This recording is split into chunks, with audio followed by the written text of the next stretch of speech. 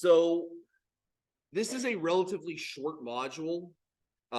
We will be in it today and on Wednesday, and we'll have a little bit of spillover into next Monday. But really that's just to kind of clean up a couple of concepts. And this module kind of bleeds into the next module anyway, so it shouldn't feel too choppy. But what we want to understand in this stoichiometry module is we're going after chemical reactions. Now, the first half of this module is all about just recognizing chemical reactions for what they are, learning how to predict products for chemical reactions, and doing some balancing of the equations that come from these reactions. The second half gets into the actual calculations, where we're basically doing an extension of the kinds of calculations that we did in Module 2.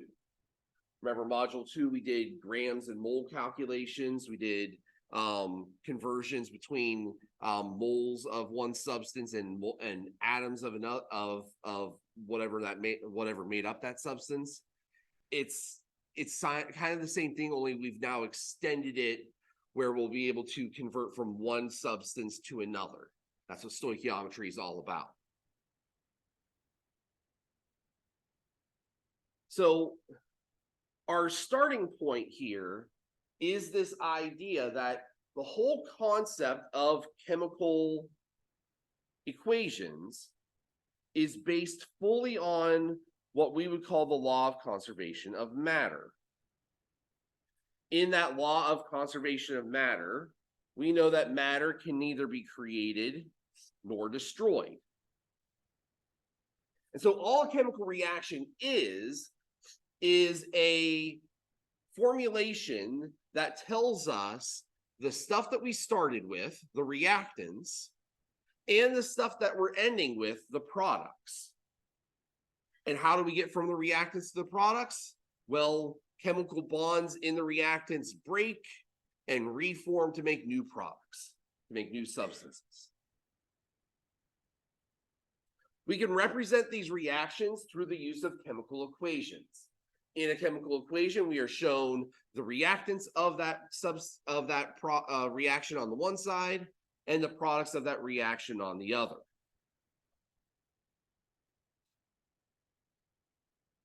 Now, the bulk of our discussion today is going to be on these types of reactions. Now, this is not an exhaustive list. There are certainly way more than 5 types of chemical reactions that exist in all of chemistry. And there is one type of reaction called a redox reaction that kind of has its fingers in 4 of the 5 of these. And when we start talking about reactions in solution, we'll talk a lot more about those redox reactions there. There are 5 primary types of reactions that are going to be, at least for us, the most recognizable and the ones that we're going to be able to predict the products of the most precisely. They are the combination reaction. Combination reactions, sometimes referred to as synthesis reactions. There are decomposition reactions. There are single replacement reactions, double replacement reactions, and combustion reactions.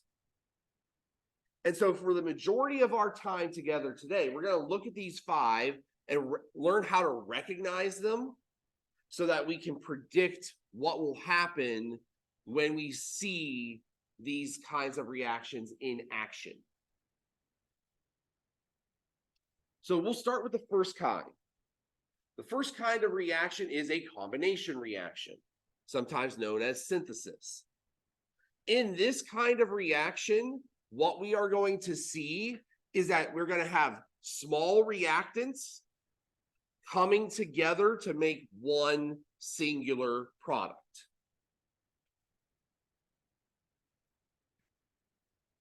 What's important to note about these reactions is that the products that are made usually fall into a couple of categories.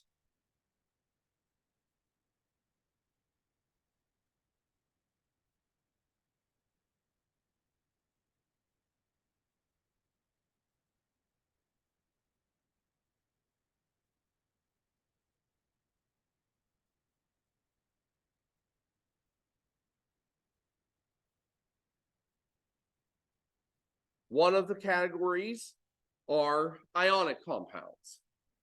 So if I bring together a metallic element and a non-metallic element, I can recognize that the product of a metal and a non-metal is going to be an ionic compound. I can predict the product and the formula of it based upon commonly known charges of those elements. So that's one type of product.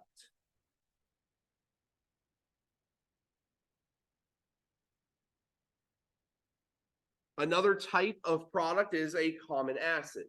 Both of these are actually examples of those, where I can see that I've got hydrogen chloride and sulfuric acid as the general products of these reactions.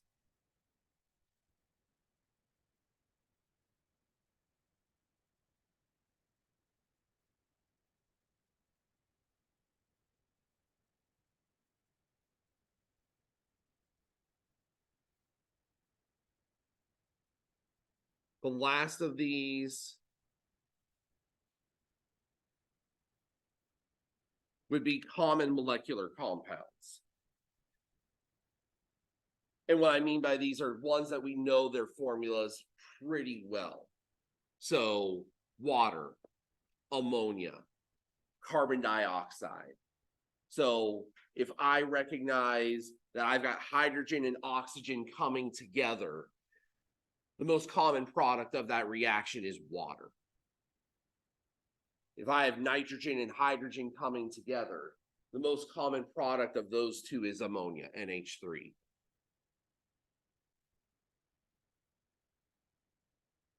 So depending on what's coming together, the products usually fit into one of those three categories. But what we need to understand is that what is going into this as reactant is usually small and either elemental or small and molecular. So in the first case, we have molecular elements, hydrogen and chlorine coming together to make hydrogen chloride. In the second example, we have small molecules, sulfur trioxide and water coming together to make sulfuric acid. We can pull another example here.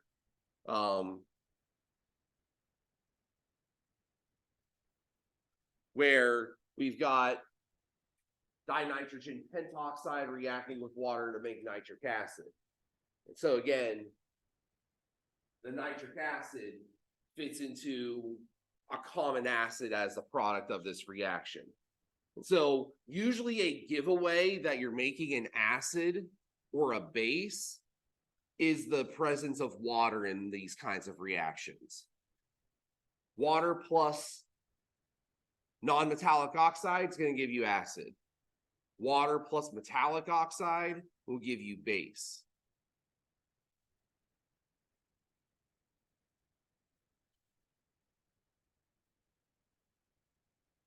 Decomposition reactions, on the other hand, are basically the opposite of combination reactions. So combination reactions, we had two things coming together to make one product. In a decomposition reaction, we have one reactant breaking apart into multiple products. Decomposition reactions rarely happen on their own. They usually need some kind of external stimulus to get the reaction to actually work. Now, the most common of those stimuli are heat. Heat we can give, and we symbolize it in an equation using the Greek letter delta. So an example of heat being added into a reaction would be like this reaction right here,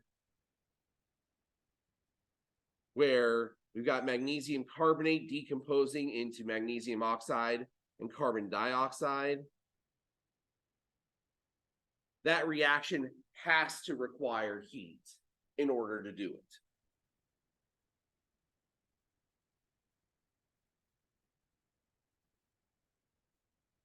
Other common examples of things that will cause decomposition reactions but aren't actually heat. So, for example, water.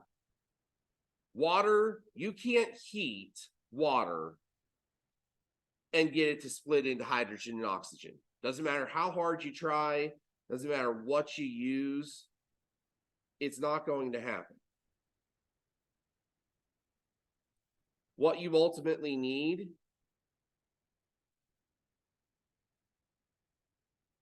is electricity.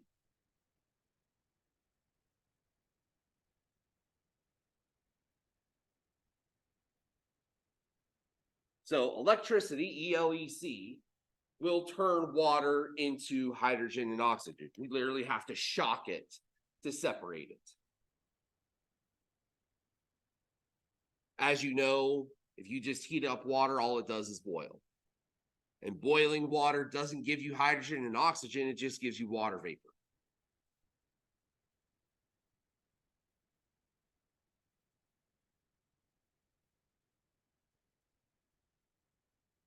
Another way of getting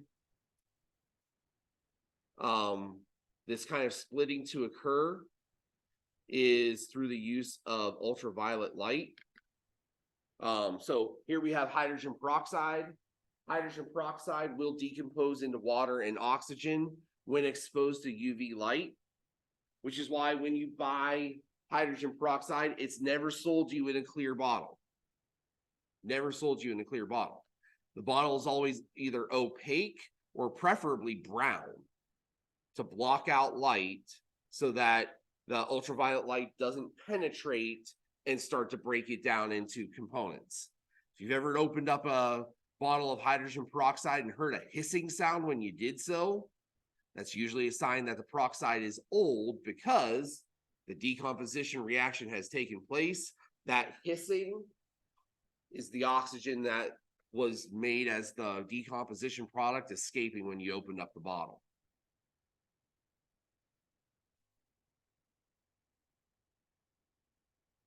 So that's decomposition. Now, the other two reactions that we are interested in before we get to combustion are called replacement reactions. Replacement reactions have a lot in common. They both have similar kinds of looks. In both cases, we're talking about parts of the reaction switching places. That's why it's called replacement. The difference has to do with whether it's single or double. And the single or double refers to the number of compounds on each side of the reaction. In a single replacement reaction, we have one compound on each side of the reaction. And what happens in these is we usually have some sort of elemental sample that is seeking to displace some component of that compound. Now, the kinds of replacements that can take place are metallic. So in the case of these first two examples, we have a metal sample, magnesium, displacing the nickel to make a magnesium compound and giving us nickel metal as a result. Or in the case of the second one, iron displacing copper to give iron sulfate and copper metal. In both cases, we see a metallic sample displacing a metallic ion. In the bottom equation, we actually see that it's possible for nonmetals to do the same thing. In this equation, we have bromine displacing chloride in this other reaction. What's important to note, metals displace other metals, non-metals displace non-metals, they do not cross over. So we're not going to see compounds where the magnesium and the nickel come together to make some sort of magnesium nickel substance and nitrate getting kicked out on the other side. Doesn't work like that. It has to be comparable. Metal displaces metal. Non-metal displaces non-metal. The only kind of exception in that rule is hydrogen, and that's mainly because hydrogen predominantly acts metallic in these kinds of reactions.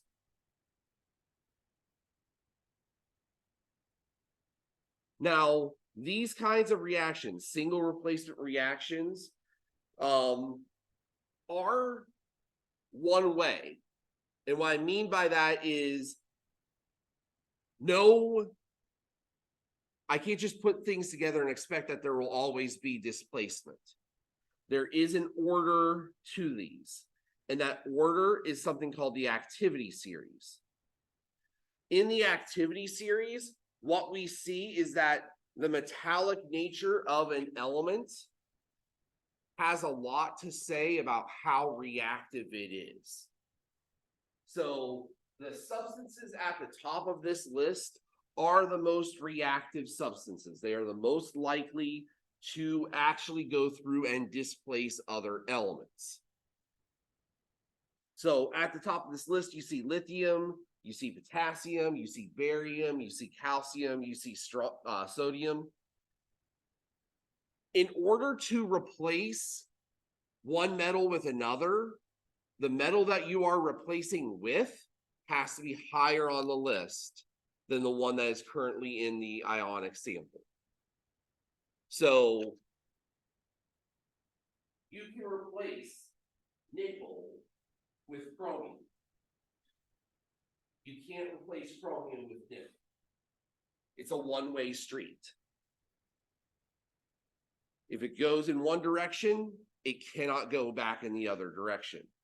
And so if you look at the things on the bottom of this list, they have a lot in common. Gold, platinum, silver, copper. We tend to think of these metals as being relatively non-reactive, which is why we make jewelry out of them. And now we see why. They're not terribly reactive. So gold, platinum, silver, copper, relatively unreactive to most things. Makes them great and good at staying in their current state. Gold jewelry generally doesn't corrode, doesn't go bad. And this is why. So that's single replacement. Again, single replacement is heavily contingent on that activity series. C only replaces if it's higher than A. With double replacement reactions, these are actually among the easiest to recognize. And the reason they're so easy to recognize is because usually we have two ionic compounds reacting with each other. So the double part of double replacement is we have two compounds on each side of the reaction.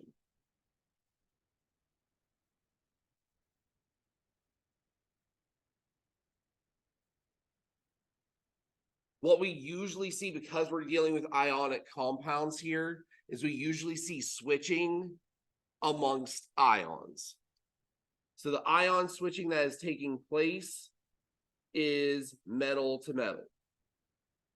So if I look at this first example, I can see that the silver ion and the sodium ion have switched places.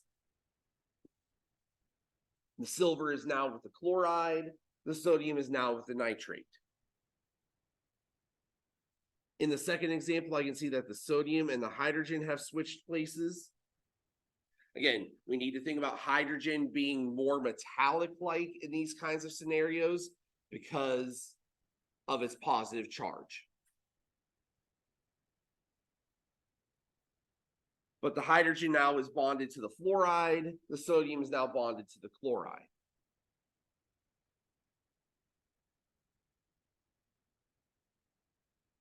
These kinds of reactions generally give us one of two things.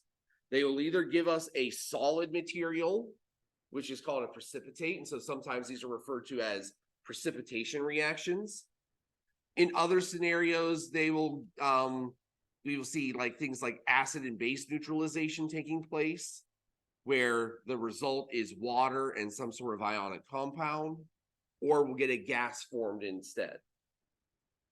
But for the most part, what we tend to focus on are these precipitation reactions when it comes to double replacement. And that's why these are so easy to recognize. And ultimately, as we'll talk about when we get into balancing, that's why they're easy to balance, because nothing's actually really reconfiguring. We're just moving around the ions in turn. The last type of reaction is called the combustion reaction. Combustion reactions involve the use of what are called hydrocarbons. Hydrocarbons are organic compounds that are made up of hydrogen and hydrogen and carbon. Sometimes we see oxygen in them as well if we're looking at sugars or acids or other things. But the reason these are called combustion reactions is because they have to do with fire. When stuff burns, the combustion reaction is the center of that chemical reaction. And combustion involves a very formulaic process. We've got our hydrocarbon reacting with oxygen, and the products of that reaction are always carbon dioxide and water. And so we can recognize them by their form now by looking at it and saying, okay, I've got hydrocarbon plus oxygen, makes carbon dioxide and water. That's my combustion reaction. That's how I'm going to recognize it every time it comes up.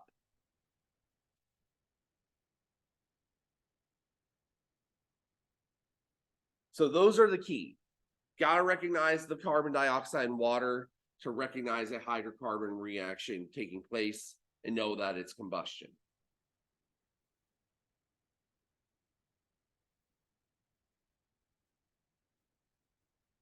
All right, before we move on to balancing, let's go ahead and do a just a check-in kind of question here, give you a participation point. Which of the following here are combination reactions?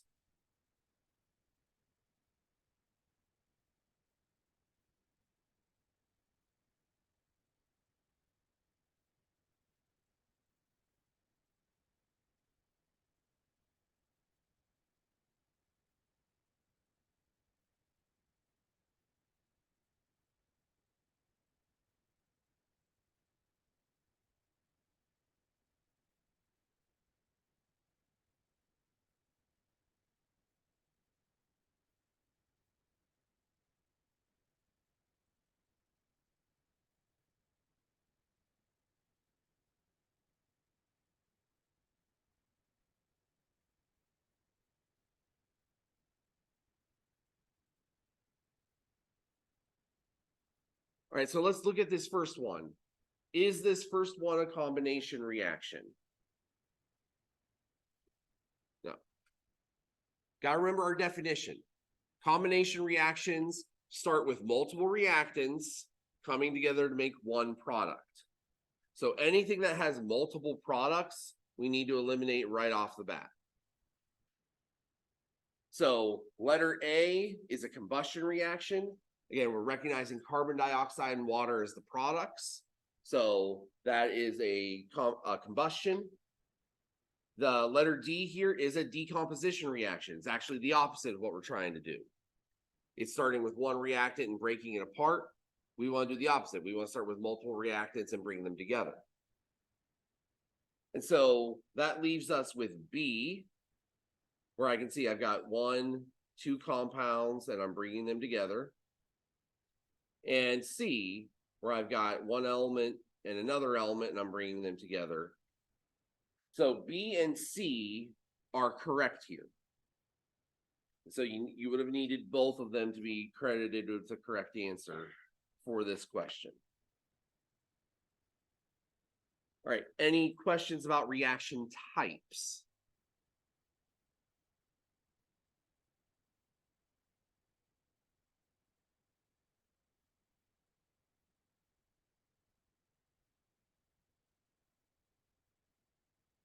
All right, so we don't have a ton of time. Yeah, just kind of give us the brief basics of balancing chemical equations. And so for those of you that have lab tomorrow, you're going to get a whole big dose of balancing equations in that skill builder after your quiz.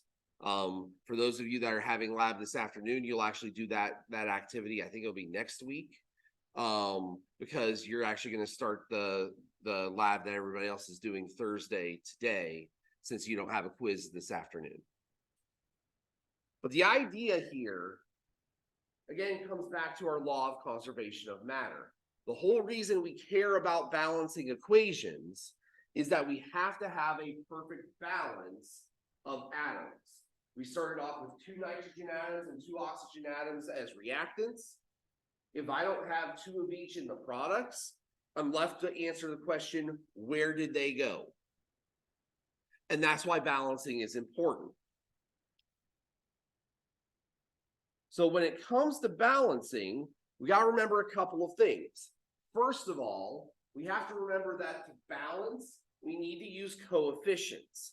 We don't want to use subscripts because subscripts give us the chemical formula. And so while it is true that I could balance this equation by taking this subscript or this coefficient away and changing this to N2O2, that's not what the compound is. The compound isn't N2O2. Compound is NO. N2O2 is a real compound. It does exist, but it's not the correct compound for this reaction. N2O2 has a very different set of properties than NO. So we can't just fix things by fixing the subscripts. We use coefficients to do that. And the method that we use is something called the atom economy method. And if I had more time, I would tell you more about the atom economy method, but we'll save that for Wednesday. So hopefully between the combination of the